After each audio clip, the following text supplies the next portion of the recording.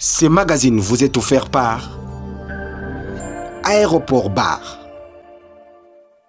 Esengo ya koyeba ke bozalaka tellement ebele ya kozela pe kolanda magazine na bino l'actualité o lingala facile plus 243 ya mukola lelo bandi mbote na bino.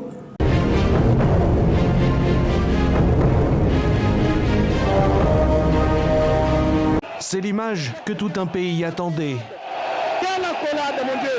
24 janvier 2019, 24 janvier 2023, il y a de cela 4 ans jour pour jour depuis que chef de l'État, son Excellence Félix Antoine Tshisekedi Tshilombo, azala na sommet ya l'État. Bilan naye ezali jugé très positif na ba secteur nyonso ya vie nationale lokola na économie en passant na social, politique, sécurité, diplomatie, tikokoma na justice. Na côté politique, esengeli kovante notamment mise en place ya CENI pe volonté manifestée na président de la République pour l'organisation ya élection na délai.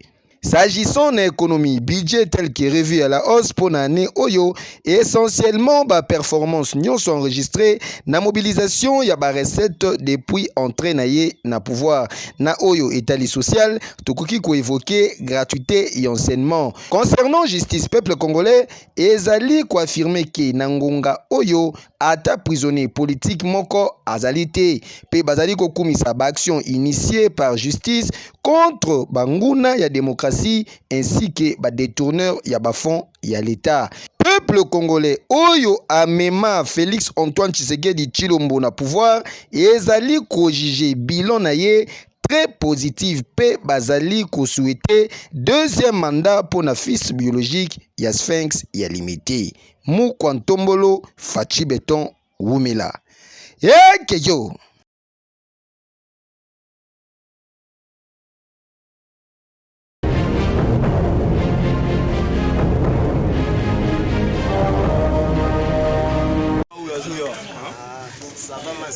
Bazali kolala te na objectif ya kosilisa insécurité na mabele na bango tozali awa na commissariat ya la police ya Kimbantseke 2, plus précisément na sous-commissariat ya Biyela oyo kumbamaka na commandant Patrick Ndunga esika wapi bache maboko na bana mibali oyo bozali komona regroupé na deux bandes ya bakulu na bango musala na bango kobotola batu biloko surtout population ya koto oyo banyokwama bazanga kimia po bango bana oyo bozali komona deux fois te boyo kalisolo bakulu na ngambo ya mal à l'aise pendant ko botola nde tutie bango pe maboko bango ye ozomona moto elongi lokola moto malamu nzo ande demo wana bango ye tosi bana mabela Biyela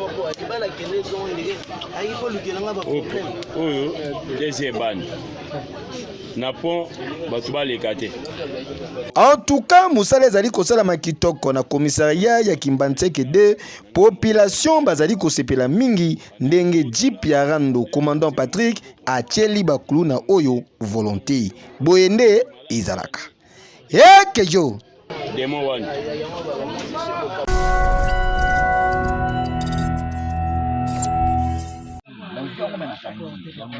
Enfin, élément il y a la police nationale congolaise na quartier 3 tozali awa na commune ya Njili batie maboko na groupe ya bakulu na oyo bazali komona bango ba operaka na wenze ya Indu côté oyo komeka na yo koleka na pokwa te po nyonso ekotikala chez bango tangu azwaki appelle le policier du peuple le major Rémi Kanza mal à l'aise ya bimaki na butu pe akomaki wana en personne yoga communication nazwi bango na wenza Indu ni yibio babata makana wenza Indu bavanda na wenza Indu nde bango ye on va terroriser population awo kobotola ba téléphone kobotola ba saki ba periki ya basi kobotola ndenge bazala nde bango ye bangi nde bangi eza na kati wana chano swasa kama kwa facile plaza bangi nde bangi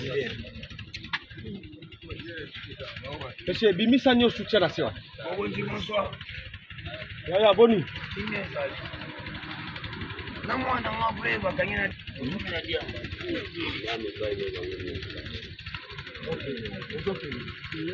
Mususu nani abimisi biloko na yede yo bimisa biloko tsana ezonga na saki nyonso ekota na saki wana tu ekota na saki wana nyonso. Ah oui, boende ezalaka na mopanzi ya Tchangu, la police ezali kusala musala kitoko makasi oyo wapi yeke na indu unja indu.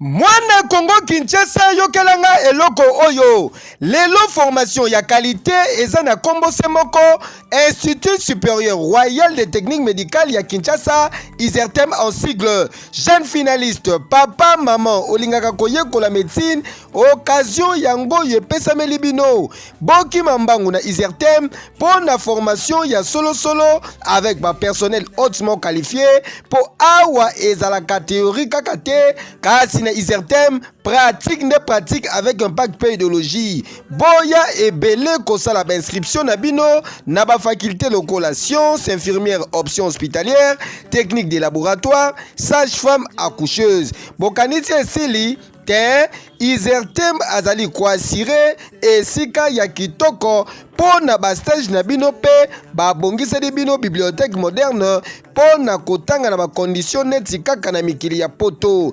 otangi au défendre pe osilisi formation na yo sans problème ba famille pe société ba sepeli alongi na ye. Pour notre inscription, ba porte ISERTEM etikali polele ko banda lundi kino vendredi de 7h à 17h, pe samedi de 7h à 14h. ISERTEM kin ezwami na numéro 4774 avenue Bobozo na Mandrandel na Kingabwa, commune ya limité référence rond-point TP. Tala toloba lisusu nini batindikaka ngomba te ISERTEM mbatambuta ya ba institut supérieur ya ba technique médicale epesa zuwa te yekeyo oui.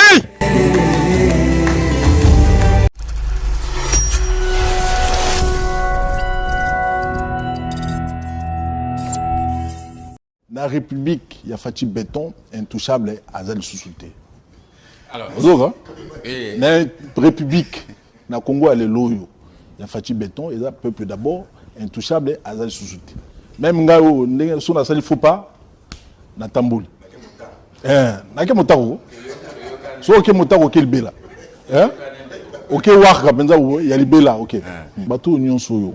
Batongi, na ba site non édificant, c'est-à-dire, ba site oyo ba koyi ko tongate ba yebake tokubuka yango kasi za ba emprise ya l'état.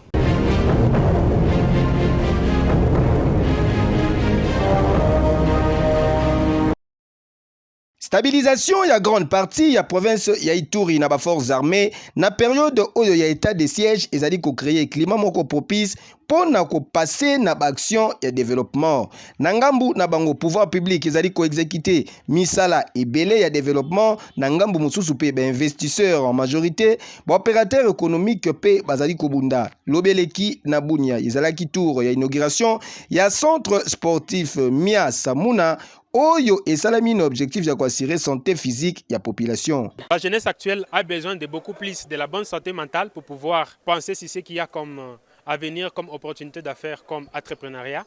Et vous ne pouvez pas penser à tout ça tant que vous n'êtes pas à bonne santé. Donc on a les massages, nous avons Sauna et Stima, donc ils sont ensemble parce que si vous prenez Sauna, Stima elle est gratuite.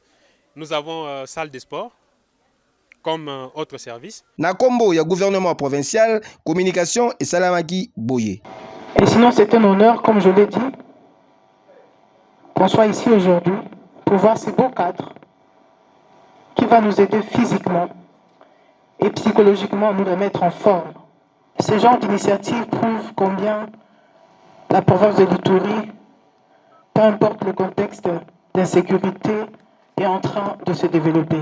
En tout cas, où il y a commis tango qui insécurité et c'est des places n'ango n'action il y a développement pour la prospérité il y a parti où la République démocratique du Congo souhait ardent il y a chef de l'État son excellence Félix Antoine Tshisekedi Tshilombo Boinde Zalaka.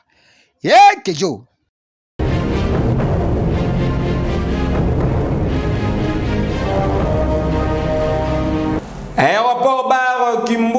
et pas ya PDG on y va et indaramabe.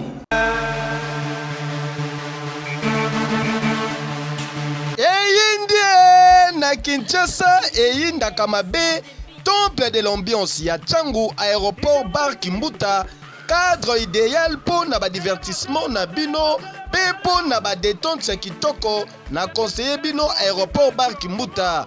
Oh mais la moi kopo ya malili avec vitrine bien équipée na ba DJ professionnel pour na komema bino na ambiance moko électrique.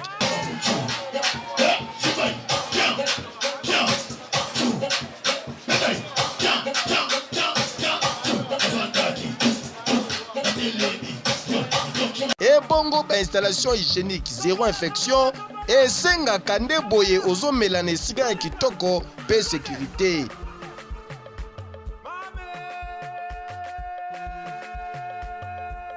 PDG Oniva charge ya Kimbuta lobby aéroport bar Kimbuta saute mouton vitesse ya TGV ba voisin ba kozwa vaccin pour troisième vague eza makasi deux fois te otie libaya tolambeli yango. Donc désormais ezala po na ba manifestation na bino nyonso espace réservé ezali outi mikili ya poto ozalaka na Kinshasa oyokaka boulevard Kimbuta na sango boyei malamu na aéroport bar Kimbuta. Po soki oyaka Kimbuta okota aéroport bar te seke nanu okoma Kimbuta te nani akoloba lisusu.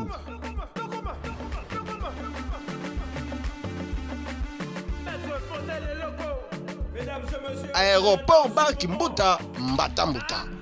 Hey Kejo.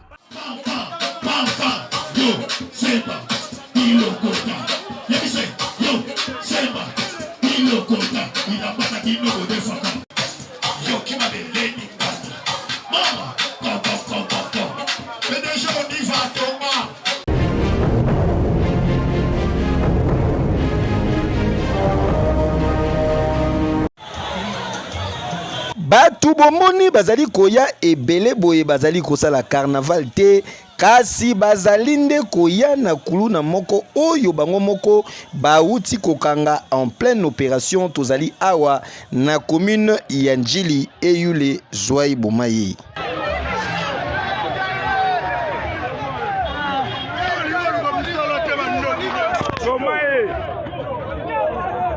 Tikana yebisa bino ke mwana mobali oyo azwi lo zaps na ndenge ya kosakana te, c'est-à-dire abetami lokola nyoka pe batu ebele bazalaki na kanda na ye po abotola bango biloko ya ndenge na ndenge ezala na butu ezala na moyi ye akipaka te.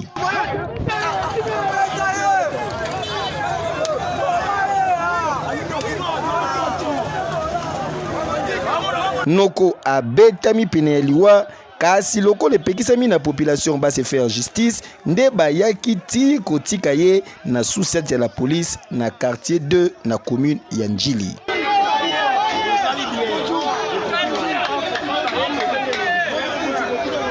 Commandant, mes impressions par rapport à l'événement où tu les gars. Juste mes impressions par rapport à l'événement.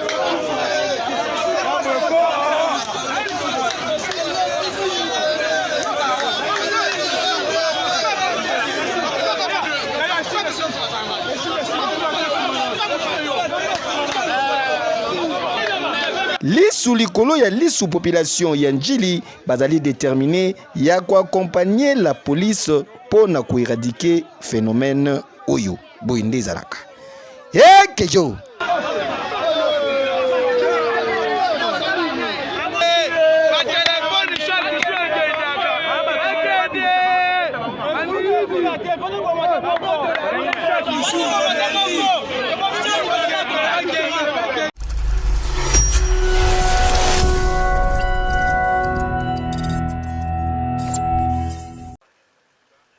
Et ça dit déjà 2 ans depuis que Vital Kamerhe a l'école sous la barrière ya cité ya Union africaine T. Près d'une semaine après l'acquittement naye, na dossier 100 jours, le tout premier directeur du cabinet, ya Félix Tshisekedi akutanaki mardi 28 juin eleki na pokwa na mokonzi ya mboka son excellence Félix Antoine Tshisekedi Tshilombo. Tout souriant, mokonzi ya mboka azalaki visiblement heureux ya komona lisusu ancien collaborateur naye pe partenaire politique naye oyo pe azalaki na esengo ya makasi. Quelle émotion. Le deux personnalités basolola qui durant 2 heures du temps pour na Vital Kamerhe na kobima na ye atalisaki ke makambo ya procès 100 jours etikali il est passé sikoyo ekomi tango ya ko renforcer ba partenariat politique pe kozala au service ya peuple. Puis je dis que Dieu est grand. Tant que tu crois, tu as la foi en Dieu, tout est possible. Et c'était aussi la joie de retrouver un partenaire politique. Ce sont là les premiers mots. Quelle que soit l'épreuve qu'on endure, cette épreuve doit être en dessous de ce qu'on est déterminé à donner à la nation, à la patrie, à la communauté. C'est en cela que nous allons gagner. Si chacun de nous, et il y a rares qui n'ont pas connu d'épreuves dans leur vie, ils doivent minimiser ces épreuves-là et dire ce que j'ai à donner à la patrie est bien au-dessus des preuves endurées. Pour moi, j'ai appris beaucoup de choses en prison. La patience, la résilience. J'ai appris comment renforcer la foi en Dieu. Donc ce qui se passe à l'Est, nous laisse tous sans voix. Et chaque Congolais, digne de ce nom, ne peut que répondre à l'appel qui avait été lancé par le gouvernement, par le président de la République, pour que chacun de nous puisse œuvrer pour que la paix revienne dans notre pays. Et ce ne sont pas des ressources intellectuelles, ce n'est pas la sagesse, ce ne sont pas ces ressources-là qui manquent, mais nous devons revisiter notre outil de défense, le renforcer pour que nous puissions gagner des guerres. Mais il n'y a pas que l'option militaire. Il y a l'option diplomatique, il y a des côtés humanitaires. Pendant que nous parlons, il y a les gens qui sont en train de dormir à la belle étoile. Il ne faut pas que la question de M23 nous fasse oublier que quand nous avons pris le pouvoir, avec le président Tshisekedi en tête, le problème que nous devrions résoudre, c'était le problème de Beni avec les ADF Nalou, les Codeco Anituri. Est-ce que le M23 n'est pas une diversion pour nous faire perdre ces challenges que nous avions déjà presque gagnés? Et c'est dit, pour nous, nous devons mettre cela dans un cadre d'un plan bien étudié, à implanter dans le temps et dans l'espace. Il faut qu'il y ait des délais. Je me vois comme un citoyen congolais déterminé à aider son pays. Sortie médiatique oyo ezali kotalisa retour politique ya patron ya UNC. Keyo.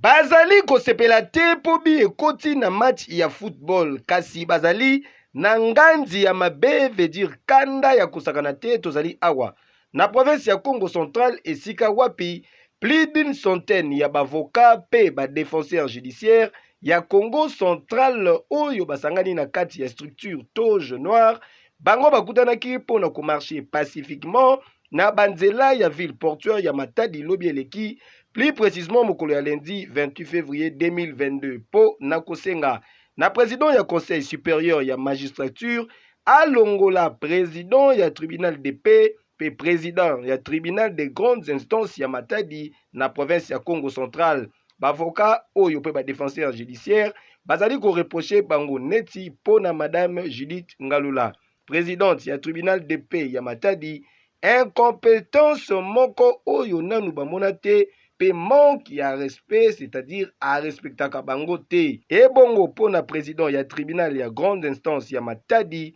Pironsar Bonieme Bongwasa, incompétence pe comportement moko lokola ya corruption, excès des ailes, pe manque ya respect ya délai po na ko prononcer ba jugement yoke loko. Aujourd'hui, les avocats du barreau du Congo central en ont marre d'un comportement de certaines autorités, de certaines juridictions bien déterminées dans notre mémo. On l'a dit, on a écrit, plus d'une fois, ça continue. Voilà, on a annoncé aux autorités qu'aujourd'hui, on devait organiser une journée sans toge pour marcher et revendiquer ce droit-là. Demander que nous avons besoin d'une bonne justice, avec de bonnes personnes, avec une capacité nette de bien rendre la justice. Nous regrettons de la justice congolaise, particulièrement ici à Matadi. Nous marchons contre les instances de Matadi.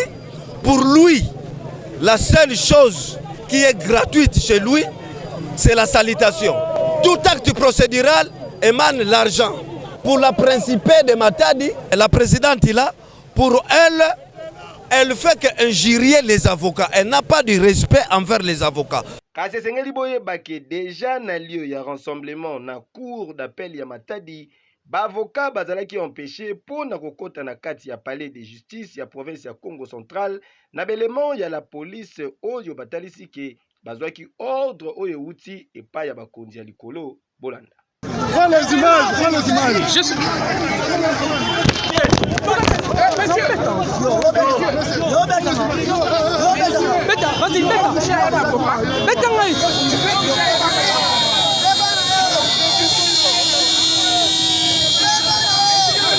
Kasi malgré mbutu oyo entre la police pe bavoka balongaki kaka pe basalaki marche na bango comme prévu avec comme itinéraire cour d'appel parquet général Yankalankala pe lokola point de chute gouvernorat ya province esika wapi memo na bango e yambamaki avec un pacte pe idéologie na directeur ya cabinet ya gouverneur AI maître Dieudonné Mvwezolo. Dossier à suivre.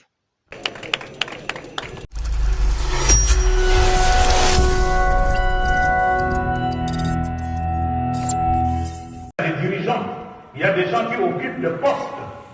Lors ya visite pastorale na ye na moko ya ba paroisse située na commune ya Mongafula, archevêque métropolitain ya ville ya Kinshasa a exhortaki bakonzi ya mboka bazala na souci ya population na maloba na ye.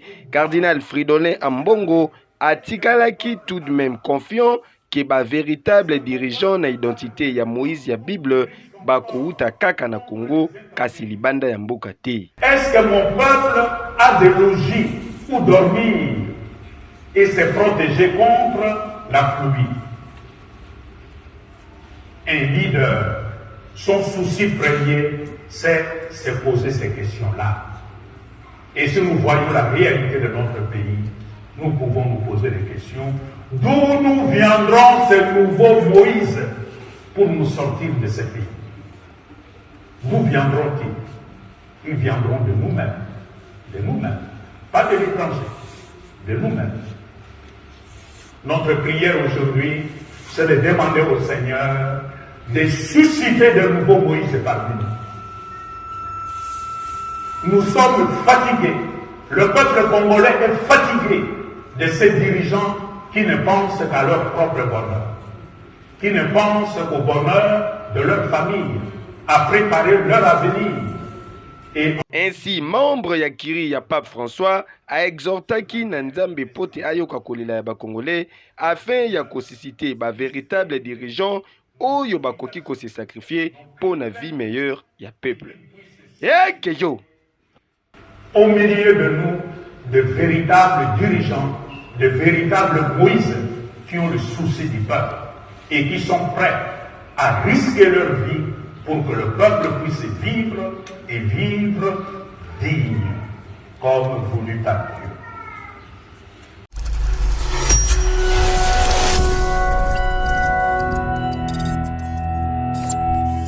Et kabwisi biso ba policier ya circulation routière soki bakangi mutuka nzoka bakoma kofungola kapo kolongola batterie. Général Kasongo oza wapi reportage.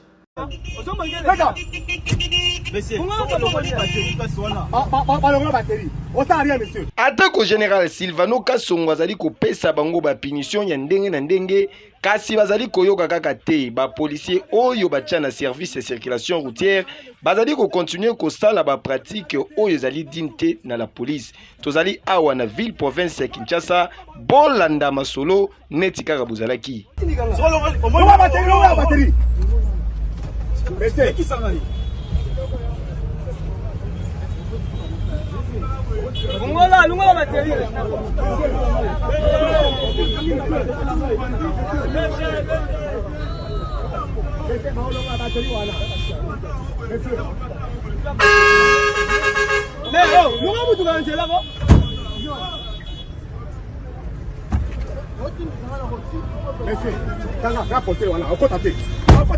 Vous filmez, hein? Sinon, c'est quoi ça?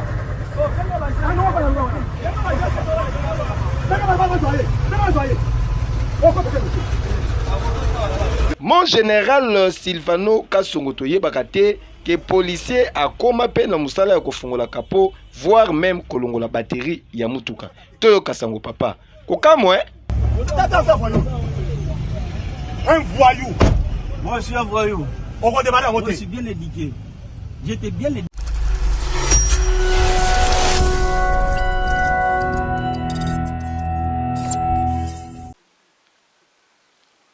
nani nde alingi kobotola ba mama mabele na bango awa na site 3 palmier tozali na commune ya Kisenso esika wapi site oyo bozali komona ezali site ya kala depuis l'époque ya Congo belge batu basomba mabele kotoyo lokola ezalaki kobota mai ya kusakana te bakomaki nde kolona loso kasi tellement lelo zelo ekoma ba mama balona bandunda na bango misusu kotoyo bakoma kobokola banyama kasi mikolo oyo tracasserie eleki ba mama bazali ko comprendre te soi-disant ba agent ya cadastre pe affaire foncière bakomi koya awa kobenga na bango balingi batekela batu mapangu batonga bandaku awa o soi-disant isa terrain ya l'état yoka communication site oyo banda 1959 oyo biso ba mama basombaka ngo na 86 mais eloko étrange tozo komona awa bata cadastre na titre foncière bazoya babotola bateka bateka mapangu eloko biso ba mama basomba l'état te mutapesa biso comment bango après donc dans quelques na baka quelques mois bango bakomi ko bakebilanga oyo l'état mutapesa biso eloko esaba banda 59 l'état pour l'état soka pesa mutu mabele atikala kana mikanda comme c'est comment fa belge ba pesa batikala na mikanda mais biso mutu na mutu asomba eteni na mutoki na ye bon ba problème oya makasi ezotungisa biso ka ndenge basoda bazoya kobotola biso bazoya awa kobotola biso kokanga bato nete de nyama bakanga kangai na jeune moko asalaka kuna antete eza mabele na biso neti nga ezali tangu mama somba mabele onga saka na première séance lelo na boti na komi na bakoko ayo leto zoya ke mabele na yo ah papa eloko ezotungisa biso ngona ntuka bakonza bazula biso solution batala bien likambo basukaki pe kaka wana te bakoma koya lisusu na basoda pona kosabote babilanga ya bamama oyo kokamwa basoda bakoya awa kokabola mabele koya kosala biso batapage donc bayabe basali pépinière biloko déjà boy bakoniata donc bazokipe teke biloko eza wana mutu biako to bix to taxi la kabada yango esuka kabisa donc bakosala biso kosala kokabola biso eto koma ndenge wana tosili to revendiquer po oyo eza mabele na biso neti ngai nde naza awa ngati tasoma ngome koko na nga oncle mama na ngai utasoma mabele oyo koko na ngai moyo ofana kana ndako ndenge wana isate tamo ete bilanga na peso yango komisa kuboko laka bana ndina koma kosalawa siko basola bakoya awa biso to mata me bilanga oyo koko asoma ko na mbongo na ye na propre mutoki na ye siko bango erba koya awa baya kokabola komisa bateka batu pango moko parmi ba mama oyo bayaka kosomba bandunda awa azangaki pe maloba te bazo tia biso kana pasi po bango bazo sala biso bakelia tozoya tozosunga na bango basala biso basombi bango bazo bika na sima na biso bakilia soka asali bo moye bebe zate oye boyokani okati oke koteka bango bazumwa ndamu yo pe motoke tambusa obikelika wana pasi likolo ya pasi makambo ya boye esengeli esila papa bukumestro ya commune ya Kisenso totuni makambu ezali koleka awa na site 3 palmiers etali yo te. Bamata bakita baba luka na mabele fils mani na préféra bino édition ya mokula lelo ekomi na suka. Merci mingi na Gelor Tawaba Air Force One, l'avion du boss azalaki na sima caméra ba bébé jamais bon retard ekeyo. Ce magazine vous a été offert par Aéroport Bar.